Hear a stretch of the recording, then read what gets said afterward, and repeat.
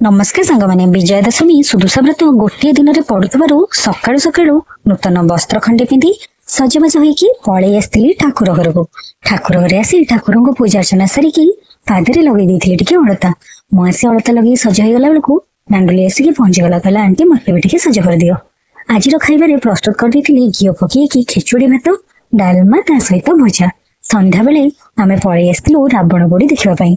एटा मोर प्रथम थर रावण पोड़ी देखा किंतु दिन सारा वर्षा एमती लगी रहा जे आमे आसिक पहुंचला परे रावणर गोटी गोटी करके मुंड गोड़ हाथ सबू आस्ते आस्ते लगाला।